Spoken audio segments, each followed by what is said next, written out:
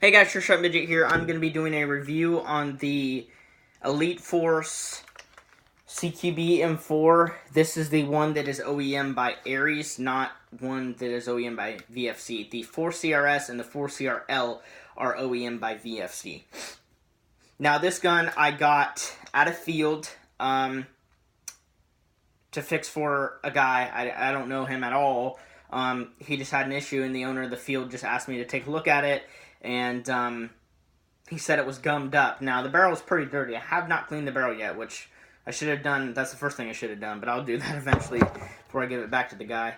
And so I replaced the bucking for him, and it didn't feed, and I took it apart, and I noticed the nozzle wasn't moving. And I was like, it's got to be the tappet plate. And sure enough, it was broken, so they gave me a tappet plate from one of the Elite Force repair kits or whatever, rebuild kits. And it looked like a version 3 tappet plate too, and I put it in here. It works, but it looks like a version 3. I think they're using version 3 tappet plates in here, which they're compatible. They fit in each other gearbox shells. But it's a weird looking tappet plate. It's not the standard dimensions of a version 2. But it works, so whatever. So I put the new tappet plate in here, and it works great. Now, so I'm going to go ahead and do a review on it, and I will shoot it too. So, if you're looking for a budget gun, I would go with this over a G&G combat machine. This has much better internals than a G&G combat machine. And you'll see why. So I'm going to start from the back and go to the front. We have a crane stock. It's 5 or 6 positions. To get the battery out, you have to push the 2 tabs together, and it's one complete part, so it's not a second part.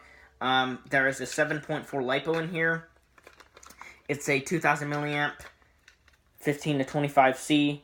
This gun can handle it no problem. Absolutely no problem.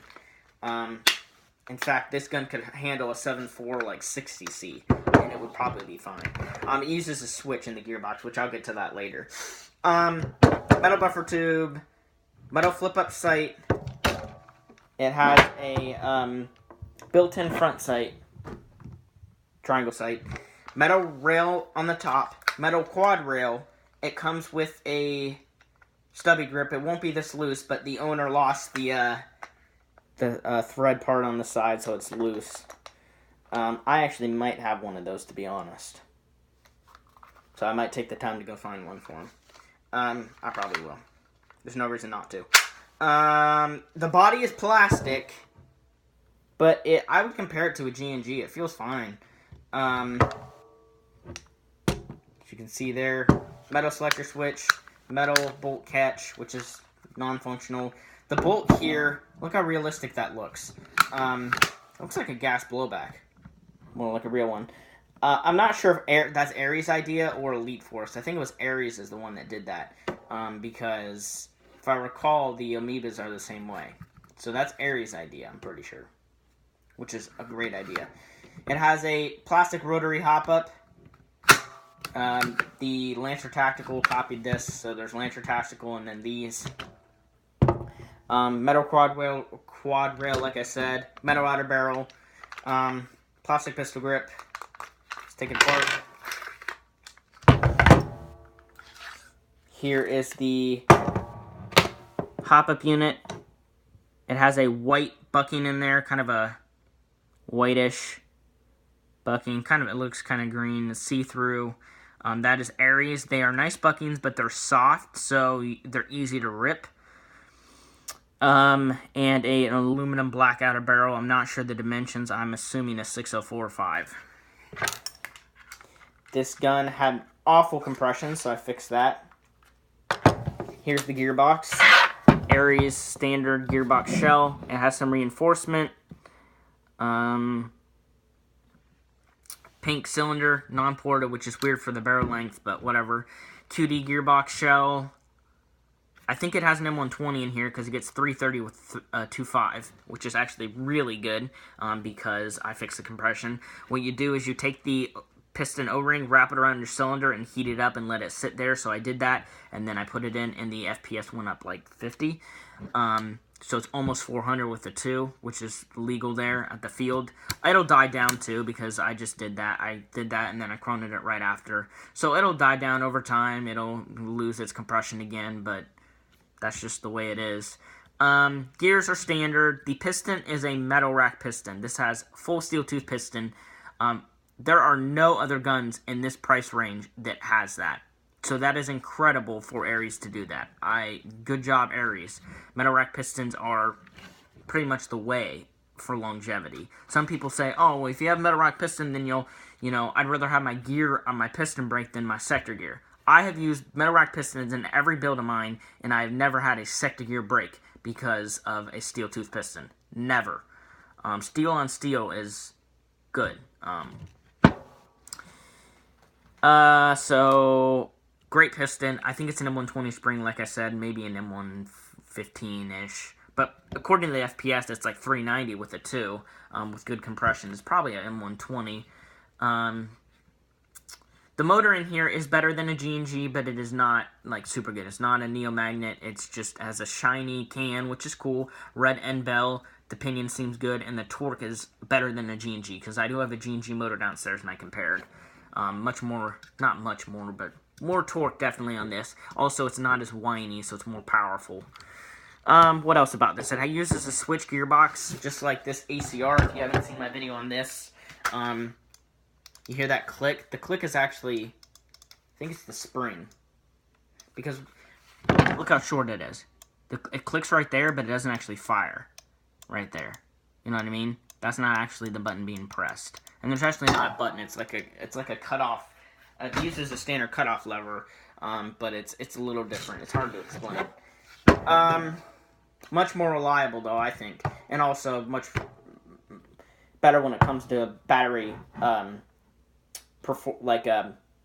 ability. This could use an 11-1 LiPo. I'm convinced that this could use an 11-1 LiPo. It only gets about 20 rounds a second on an 11-1, so that metal rack piston is going to hold up. The gears in this specific one are shimmed so well that they wouldn't strip. The motor may be the only thing that'll burn out eventually. The switch might burn out, and if the switch burns out, have a tech just install a new one. They're $4 from BrillArmory.com. You put it in there, and you unsolder the old one, throw it away, put the new one in there, and then solder 2 parts on. And that's all you got to do. And it's a brand new electronic component. Now, there's the cutoff component that you might want to replace at the same time, but the cutoff is fine on this. So trigger pull isn't super short, but the reset is a little bit better than your standard gun. And the response time is better. It seems to be more, these switches seem to be more power efficient, I think. They might use more power, though, but they use it, and it cuts off good. You know what I mean? It's kind of hard to describe. So I'm going to be shooting .25s out of a G&P high cap. It feeds with this G&P high cap pretty good. Full auto might be a little iffy, but the seal is so good on this thing that the bucking seal and everything, so I wouldn't want to change the thing. So here we go. Let's go and shoot it out my window. I will open up the window. I don't think there's anything I need to say about it. I'm only using a 7.4, but I'm pretty convinced it can handle an 11-1 LiPo for a little while. I've seen people do it, so let's go ahead and shoot it out the window here.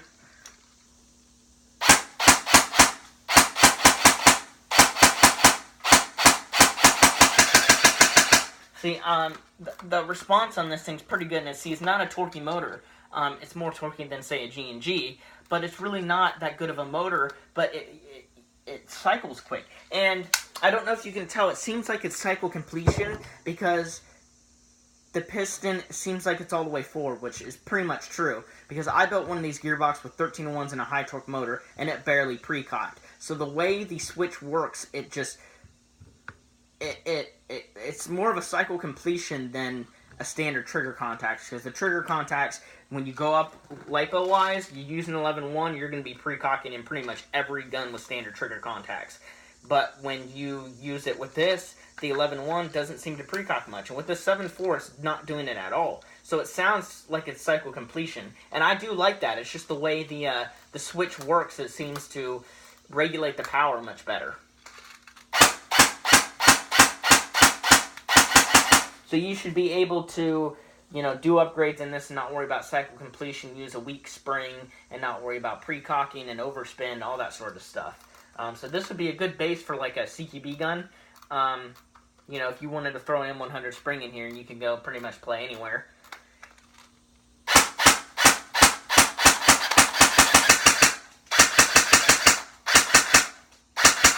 Consistency is really good.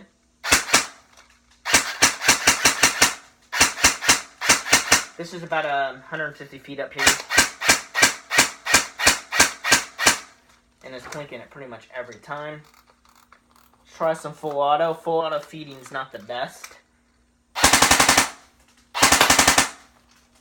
Once in a while it'll skip.